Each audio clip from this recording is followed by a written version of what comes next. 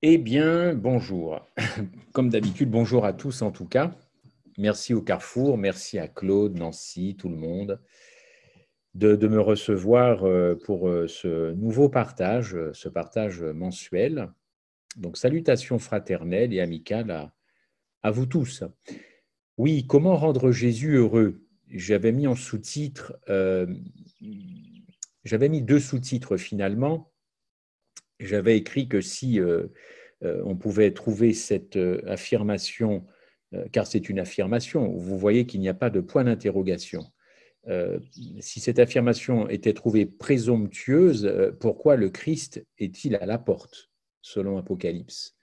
Et puis un autre sous-titre, toujours la même chose. Si certains pensent que c'est un titre présomptueux, car nous sommes des pécheurs repentants et nous ne pouvons pas faire le bonheur de notre Créateur, je posais cette question, c'est peut-être parce que ces personnes pensent d'abord à leur bonheur et ensuite, plus tard, au bonheur de Dieu.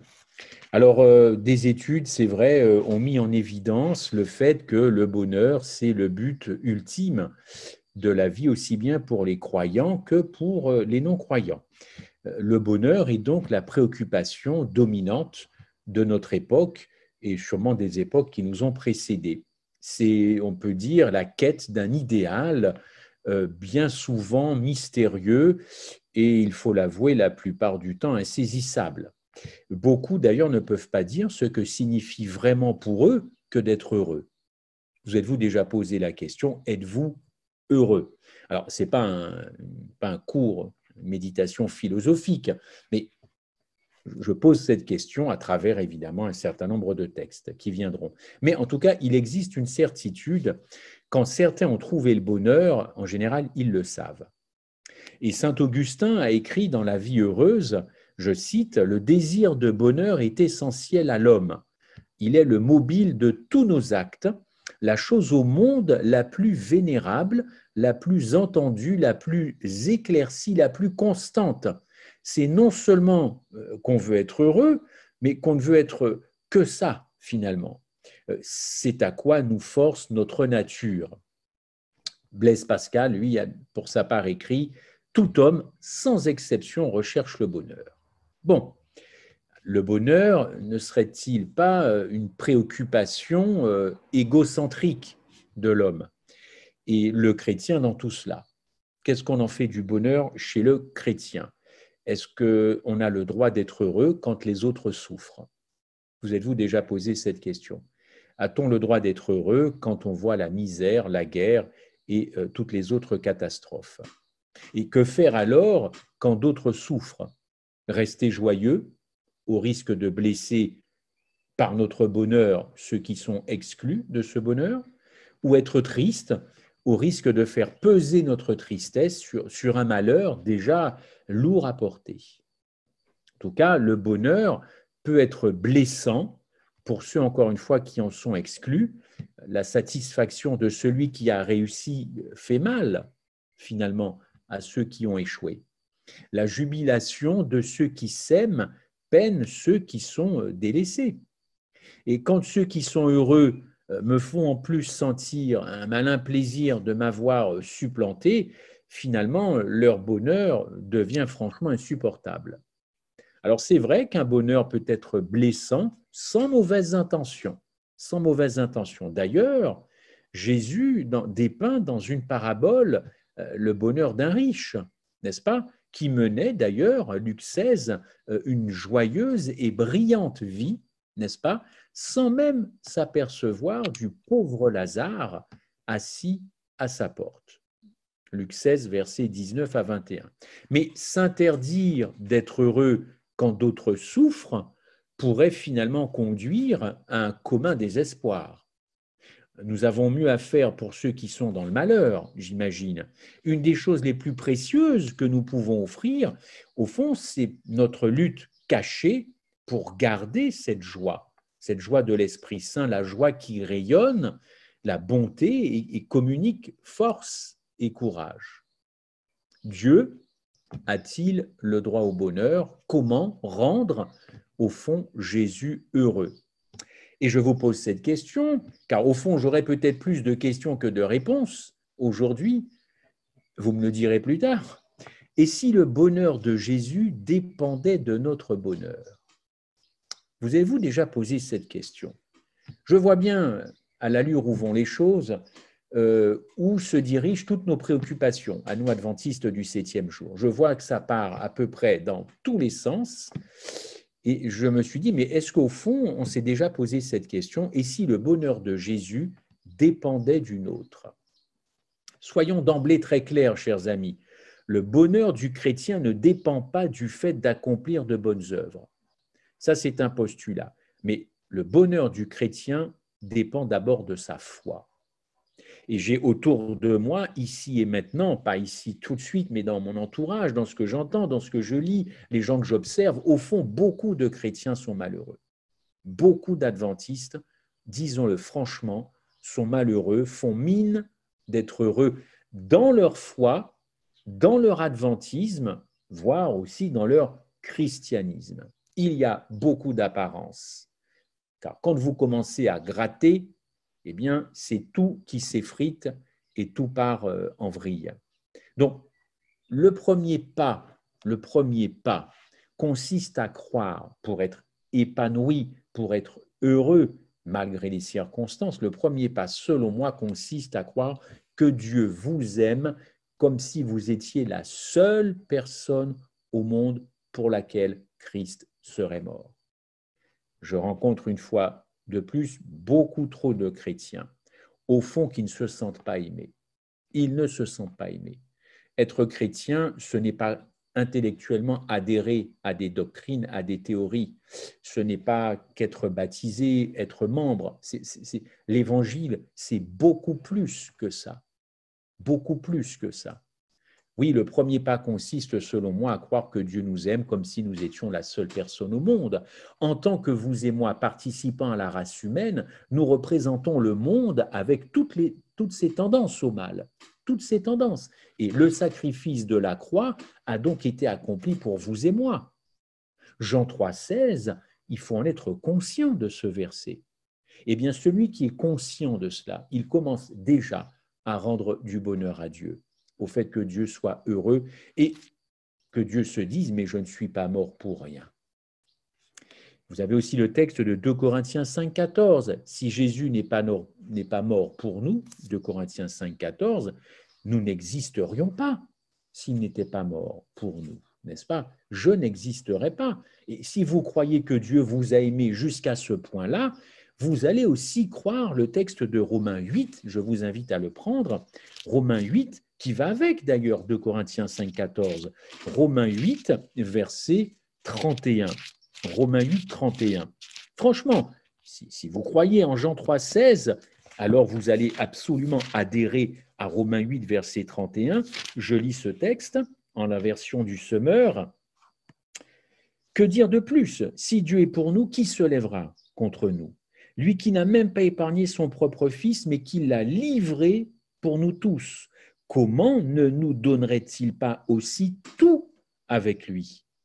Qui accusera encore les élus de Dieu? Dieu lui-même les déclare justes.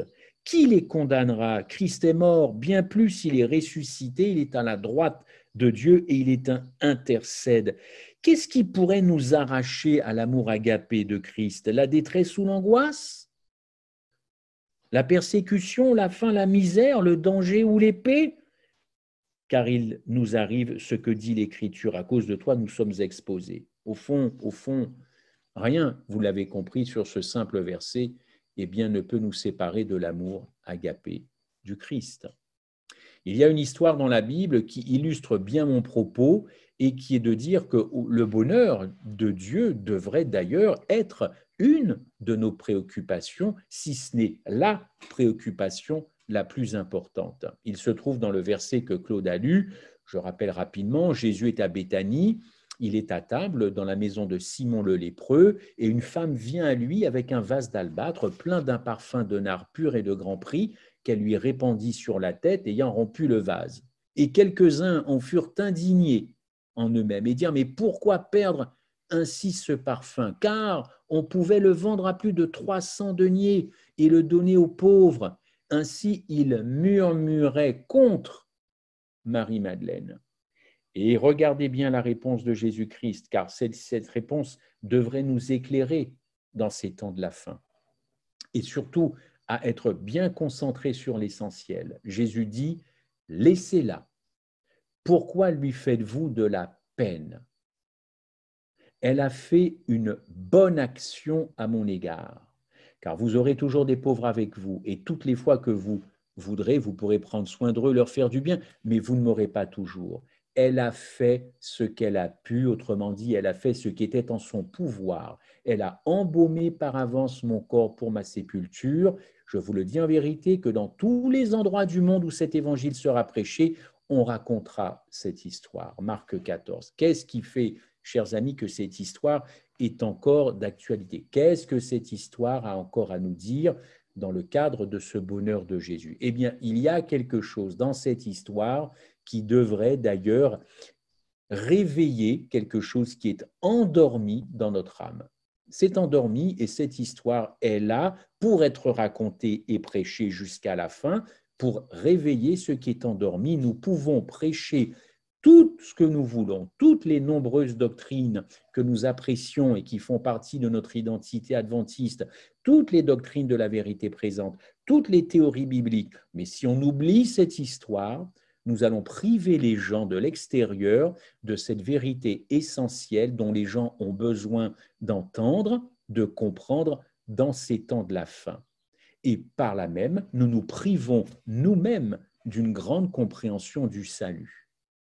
Jésus prononce dans la même histoire la phrase que Simon, on reviendra sur ce que dit Jésus-Christ, parce que Simon avait besoin désespérément d'entendre, et d'ailleurs que le peuple de Dieu, ce peuple tiède, meurt d'entendre, mais il ignore qu'il meurt d'entendre cette phrase-là.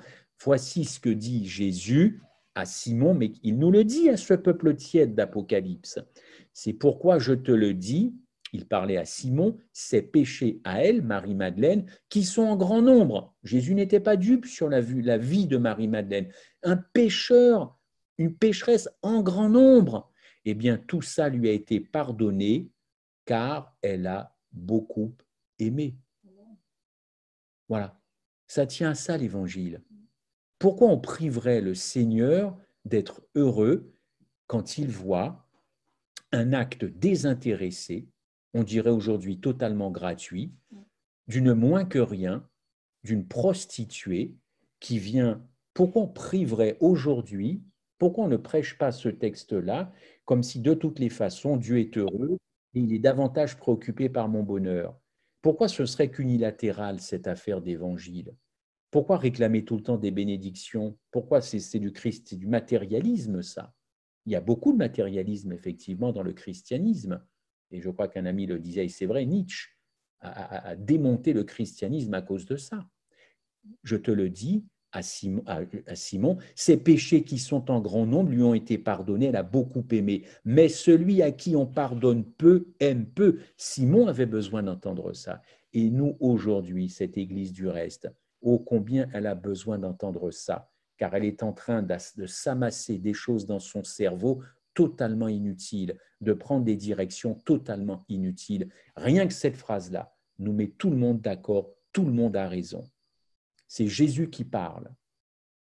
Il y a quelque chose de profond ici sur le fait d'apprendre le devoir le plus important que nous avons besoin d'apprendre à la fin des temps, c'est comment aimer. Moi, j'entends toutes sortes de choses, mais j'entends jamais ça. Comment aimer? Comment aimer?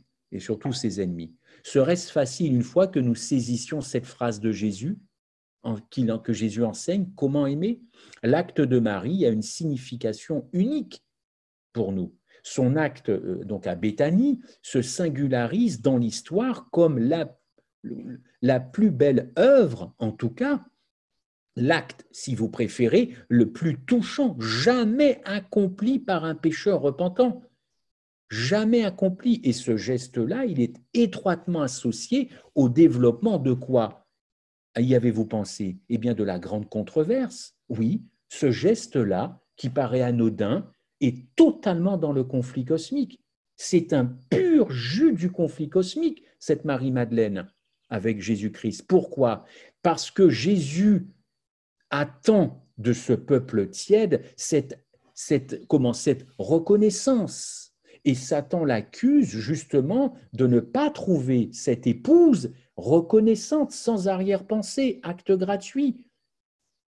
Et en effet, l'univers regarde et sur cette affirmation de Satan, et Jésus veut prouver que cette affirmation est fausse, que l'humanité, oui, à un moment donné, le peuple de Dieu sera réellement capable d'éprouver quoi? Une reconnaissance d'où? Du cœur, pour le sacrifice que Jésus-Christ a accompli. Eh oui, mais il tarde à Jésus de trouver ce peuple qui a cette grande reconnaissance. Marie ne possédait aucune justice en elle-même, mais la justice de son Sauveur. Et cette justice lui avait été imputée, c'est-à-dire recouverte, pour devenir à présent un élément à part entière de son caractère. Autant il y a eu deux Paul, on peut penser qu'il y a eu deux Marie-Madeleine, celle d'avant et celle d'après Béthanie. Évidemment, elle a bouleversé les gens qui étaient dans cette salle, elle a bouleversé Jésus-Christ. Et moi, je crois effectivement, comme un certain nombre d'auteurs de 1888, eh bien que Jésus-Christ à la croix, il a pensé à ce qui s'était passé chez Simon à Béthanie. Elle a accueilli, elle n'avait pas été simplement une justice imputée légalement, elle n'est pas venue chercher au pied de Jésus-Christ une vie éternelle, elle n'est pas venue chercher un gain, cette femme, de rien du tout.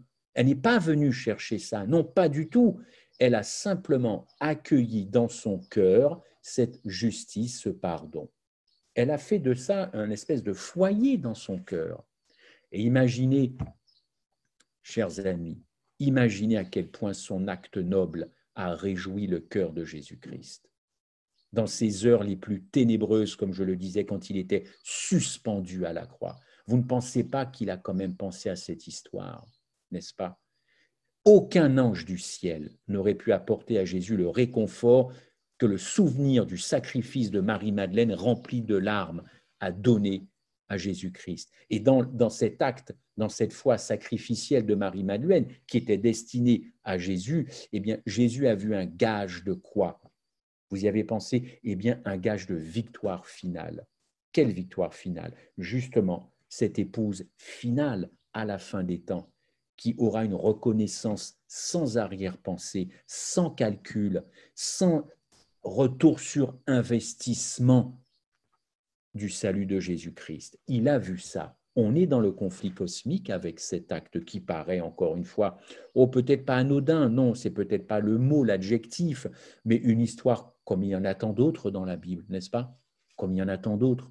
Au fond, Marie était tellement incapable de défendre son acte face à ses accusateurs, n'est-ce pas, que c'est Jésus lui-même qui a pris sa défense. Vous imaginez Jésus qui prend votre défense devant tout un tas d'accusateurs, n'est-ce pas? Il a transformé cet incident en une leçon sur le sens de la croix. Et pourtant, Marie avait fait quelque chose qui, selon toute apparence, était vraiment, apparence humaine, totalement irrationnel et absolument ruineux économiquement. Ruineux. Si 300 deniers, la valeur du parfum, représentait le salaire d'un ouvrier en un an, n'est-ce pas? C'est Matthieu 20 qui le dit. Une pareille somme aurait probablement été suffisante pour fournir un repas à 5000 hommes, sans compter les femmes et les enfants. Ça, c'est l'estimation de Philippe, hein, ce n'est pas la mienne. 5000 hommes, 5000 hommes, un parfum qui est répandu sur la tête et sur les pieds de Jésus-Christ. Eh bien, cela, je peux vous le dire, aurait aidé de nombreuses familles, n'est-ce pas? Eh oui, il faut être honnête. 5000 personnes à nourrir par les temps qui courent, ce n'est pas du luxe, n'est-ce pas? Alors, pourquoi Jésus n'a-t-il pas été en faveur de cette plainte de Judas et des disciples et des autres? Pourquoi Jésus n'est pas allé dans le sens de ces gens qui accusaient cette femme d'avoir dépensé beaucoup trop d'argent? Pourquoi n'est-il pas allé? Pourquoi d'ailleurs n'a-t-il pas fait comprendre à Marie que son geste, avec tout le tact que l'on connaît de Jésus-Christ, toute cette pédagogie, pourquoi il n'a pas dit à Marie, au fond Marie, j'apprécie énormément ton geste, mais tu aurais pu peut-être dépenser moins, même un tout petit peu d'argent m'aurait fait plaisir qu'autant de tout cet argent. Pourquoi n'est-il pas allé dans ce sens-là? Vous ne vous êtes pas posé cette question-là? Laissez-la, laissez-la. Pourquoi lui faites-vous de la peine? Pourquoi lui faites-vous de la peine? Écoutez, elle a accompli une bonne action en ma faveur, a dit Jésus. Et le mot bon, dans la version grecque, c'est kalos. Et kalos signifie un geste exactement convenable.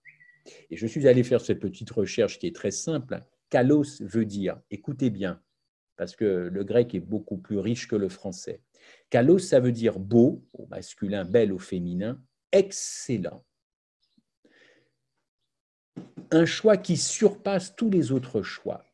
Précieux, utile, louable, convenable, admirable, précieux, honorable, noble, moralement bon, noblesse de cœur, honorable, digne d'honneur. Écoutez, on dirait, n'en jetez plus, la coupe est pleine. Rien que ce mot-là, précieux, précieux, honorable, noble, excellent, beau à regarder, magnifique, un geste d'une belle forme. Tout ça dans kalos. Voilà pourquoi Jésus a apprécié cela. Ce qu'elle a fait a été bon pour moi. Pourquoi lui faites-vous de la peine? Alors, Jésus avait-il besoin d'être chez Simon d'être réconforté? Mais oui, bien sûr, chers amis. Bien sûr, les disciples, eux, voyaient une perte d'argent, alors que Jésus y voyait un réconfort, un encouragement, un gain, entre guillemets, pour lui. Voyez un petit peu mon état d'esprit. Une partie des gens voient une perte alors qu'il s'agit du bonheur de Jésus-Christ. Alors aujourd'hui, est-ce qu'on n'est pas dans le même état d'esprit? Pourquoi c'est si difficile de voir autre chose que beaucoup trop d'argent dépensé pour si peu de choses? Franchement, pourquoi des milliers d'années après, nous sommes encore dans cet état d'esprit? Parce que je crois profondément que nous sommes dans cet état d'esprit. On considère encore que tout ça, ça aurait pu nourrir 5000 personnes. On voit une perte, Jésus ne voit pas une perte. Et Jésus est triste de voir que nous voyons une perte. Pourquoi, encore une fois, tout ce qui touche Dieu ne nous touche pas? Parce que nous sommes encore très centrés sur nous dans nos demandes. C'est toujours nous, nous et nous. Bien entendu, dans le rapport entre Dieu et nous, c'est nous qui comptons. N'est-ce pas? Vous allez me dire, c'est normal, il est venu nous sauver. Ce n'est pas comme ça qu'on doit concevoir l'Évangile. Ce qui importe aux chrétiens d'aujourd'hui, c'est ce que Dieu peut m'apporter. Vous voyez, les bénédictions, une femme, un travail, un mari, de l'argent. Voilà, c'est ça, c'est ce qui me fait plaisir. Mais tout ça, c'est très égocentrique. C'est très égocentrique. Marie-Madeleine a compris quelque chose que nous, aujourd'hui, nous n'avons toujours pas compris. Elle s'est sentie aimée. Elle s'est sentie aimée, sans arrière-pensée. Son geste sans arrière-pensée. Et je vous l'ai dit tout à l'heure, à ma connaissance, elle n'a pas envisagé une récompense, ni un gain. Elle n'est pas venue pour avoir la vie éternelle. Elle n'avait pas ça dans la tête. Elle a rencontré la seule personne qu'il aime. Et la seule personne qui n'a pas d'arrière-pensée, on peut le dire, d'arrière-pensée sexuelle, par exemple, puisqu'elle n'a rencontré que des hommes qui voulaient coucher avec elle. Elle n'a rencontré que ça. Mettez-vous un pot dans sa tête, elle va voir Jésus, elle rencontre la seule personne qui était désintéressée par cet aspect de sa vie. Elle a rencontré son Sauveur, elle s'est sentie aimée, et elle a rencontré le pardon, et elle en a été persuadée. Et quoi qu'il advienne, elle tenait à rendre à Jésus-Christ cela. Elle n'a pas pensé à elle, elle a pensé à Jésus-Christ.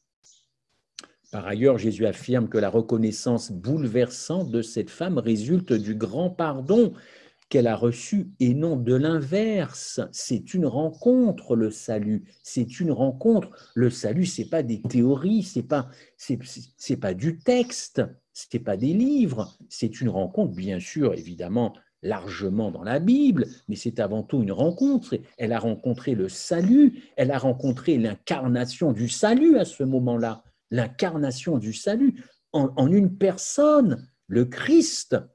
Face à quoi? Face au mépris des personnes présentes. Voilà. Quelle leçon pour moi! Quelle leçon pour moi! Jésus va dire, mais pourquoi vous lui faites de la peine? Mais retenons au moins cette phrase aujourd'hui. Pourquoi lui faites-vous de la peine? Ce même Jésus qui prenait le chemin de la croix, quelque temps après, il a pris fait et cause pour Marie-Madeleine. Et je le répète, Jésus a tenu à la défendre, sa merveilleuse croix, devant ceux qui auraient dû avoir les cœurs brisés pour apprécier ce geste d'une valeur certes inestimable. Chers amis, faire le bonheur de Dieu, ben oui, c'est comme Marie-Madeleine, hein, commencer à apprécier ce don du salut, car le salut n'est pas une offre, hein, le salut c'est un don, mais un don qui se réactualise tous les jours, le don du Christ, un don qui se réactualise dans ma vie. Ça consiste aussi, toujours dans l'idée de faire le bonheur de Dieu, de Jésus-Christ, à se sentir aimé et à se sentir pardonné. Si vous pardonnez pas, vous aimez peu. C'est en gros ce que veut dire le texte. Hein. Pardonner peu, on aime peu. Pardonner beaucoup, on aime beaucoup. On supporte beaucoup. 1 Corinthiens 13. Et j'ai fait ma propre expérience. Ceux qui pardonnent peu, et ça c'est tellement vrai, aiment peu. Ils s'aiment eux. Ils aiment peu les autres. Mais ils s'aiment eux beaucoup. Cette affaire de faire le bonheur de Dieu, ce n'est pas un sujet évangélique que je suis en train de vous vendre, entre guillemets. C'est pas de l'évangile. On n'est pas dans l'évangélique, on est dans l'évangile. C'est donc un retour aux sources que je vous propose. Se sentir aimé, se sentir pardonné, c'est déjà faire le bonheur, n'est-ce pas? Alors oui, c'est vrai que beaucoup pensent que c'est obéir. Ah, je n'oublie pas l'obéissance, oui, mais ça vient après. Ça vient après. Après avoir eu le cœur brisé. Combien, oui, il était encourageant pour Jésus de voir réfléchi en Marie-Madeleine l'image de son propre caractère, de cette issue du conflit cosmique, de cette Église, de cette épouse qui, oui, va finir par refléter tout le caractère et avoir des gestes de reconnaissance sans calcul, sans arrière-pensée. Voilà l'image de son propre caractère. Mais me direz-vous, dans un cœur de pécheur? Mais oui, oui, chez une femme, oui, oui, qui était une vraie pécheresse. Luc 7, 37, et qui était gravement pécheresse. Jésus-Christ avait son image reproduite. Elle a rencontré encore une fois la seule personne qui ne l'a pas jugé, qui ne l'a pas critiqué, qui n'a pas cherché à le séduire. Marie est entrée dans cette assemblée d'hommes, elle s'est agenouillée et elle a versé ce précieux nard à la fois sur les pieds qui étaient poussiéreux de Jésus-Christ et sur sa tête. Eh bien oui, Luc 8 nous dit qu'elle pleura. Et vous ne pensez pas que ça n'a pas touché le cœur de Jésus-Christ, qui lui-même pleura sur Jérusalem? Et elle sécha de ses larmes les pieds de Jésus-Christ. Voilà sans doute pour moi le plus bel acte jamais commis par un membre de la famille humaine déchue. Si vous en trouvez, on peut toujours discuter, je suis toujours très ouvert, vous le savez. Marie savait qu'elle avait été pardonnée et elle avait été guérie. Certains témoins de la scène n'ont pas apprécié du tout, n'est-ce pas? Je vous l'ai dit, pour eux, Marie restait une prostituée, une moins que rien, une pécheresse. Voilà, Simon a eu cette phrase, d'ailleurs vous la connaissez, si cet homme en parlant de Jésus était prophète, il saurait qui est la femme qui le touche et ce qu'elle est, une pécheresse. Est-ce que nous saisissons bien toute la profondeur de l'enseignement théologique contenu dans la réponse de Jésus à Simon qu'on a vu tout à l'heure? Jésus ne veut pas dire que cette femme a été pardonnée parce qu'elle aime, mais comme elle a beaucoup aimé, elle a été beaucoup pardonnée, ça va de pair. Et beaucoup, justement, ne font pas marcher le pardon et l'amour ensemble. Son amour est l'expression de son cœur reconnaissant qui a apprécié qu'on lui ait pardonné au préalable. Oui, chers amis, l'intensité de son amour est proportionnelle à la quantité de pardon que son cœur a reçu. Et elle a reçu beaucoup de pardon. Et donc, elle a beaucoup été pardonnée, elle a beaucoup aimé, elle avait beaucoup de reconnaissance. et elle n'a jamais rien demandé au Christ. Autre illustration de ce bonheur, de cet encouragement que Dieu a droit, que Jésus a droit, je l'ai trouvé, ce n'est pas très original, mais dans cette phrase, mon âme est triste jusqu'à la mort. Mon âme est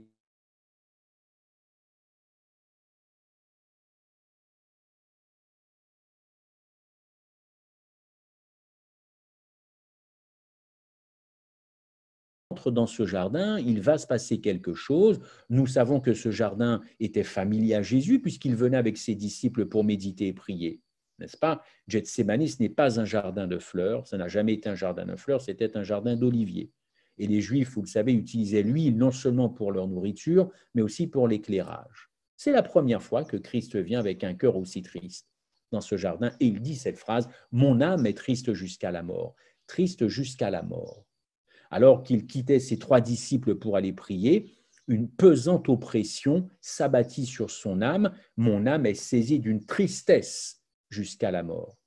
Oui, le mot grec donne un sens de stupeur totale pour le Christ et de tourment douloureux.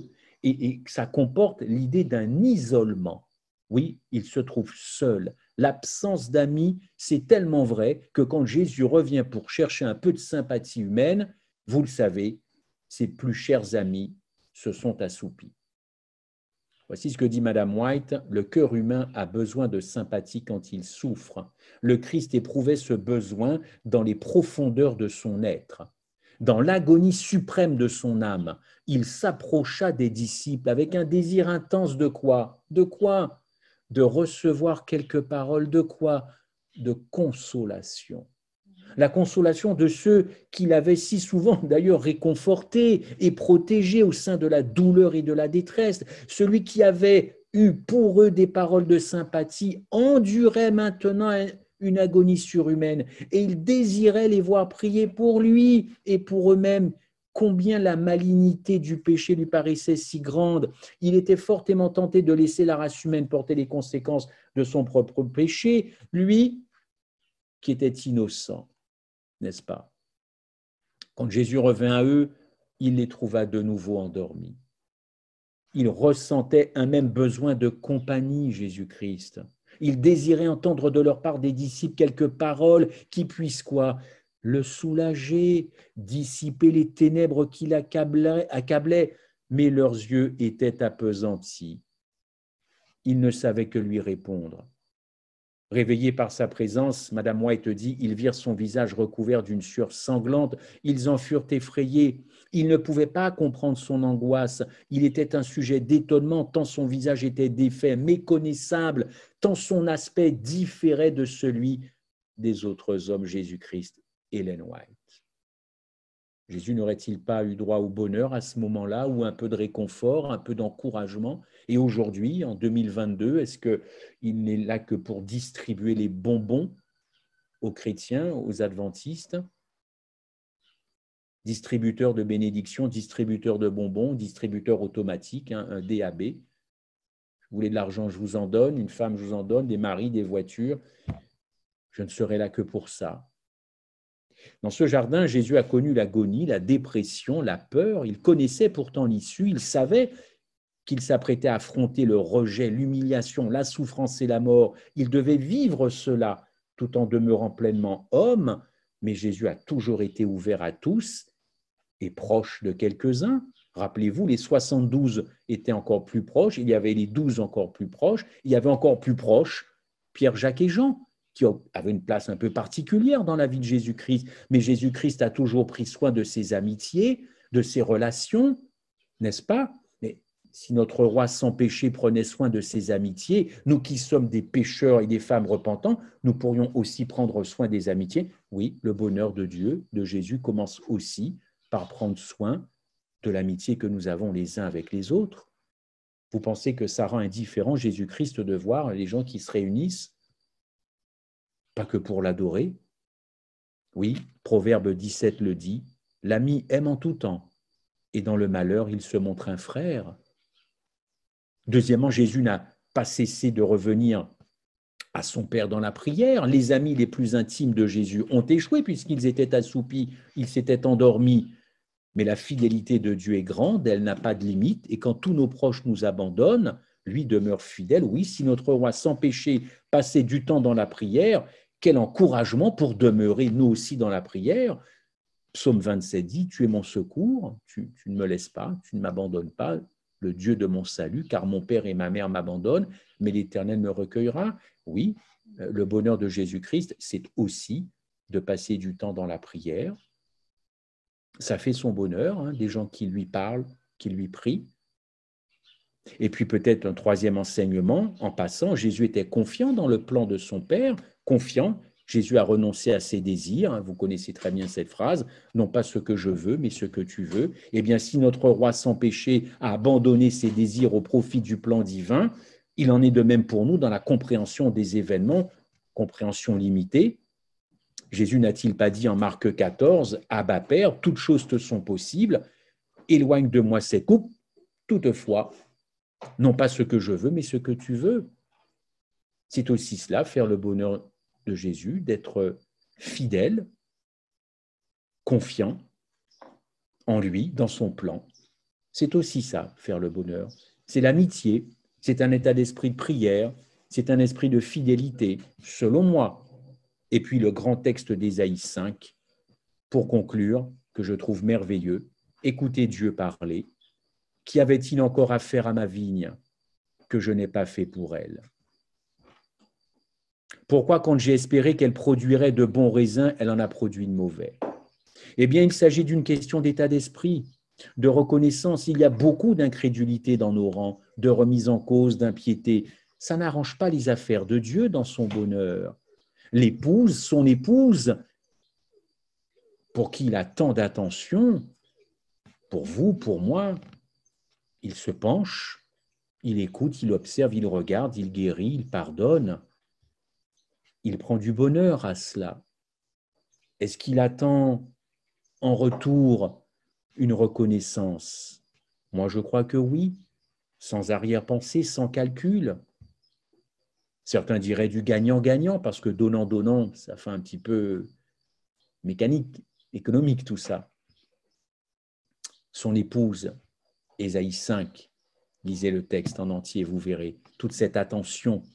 Et donc, il y a beaucoup de bonheur, n'est-ce pas, de la part de Dieu, mais il est en droit aussi d'attendre du bonheur. Alors, je vous pose cette question peut-être pour conclure. Oui, il y a-t-il une attente de Dieu? Dieu a-t-il des besoins chez Dieu, n'est-ce pas? Parce que quand il parle à sa vigne, quand il parle à son peuple, voici ce qu'il dit, quand j'ai espéré quelque chose, cette chose n'est pas venue. Cette chose n'est pas venue. Proverbe 31, verset 12, écoutez bien, elle lui fait du bien et non du mal, tous les jours de sa vie.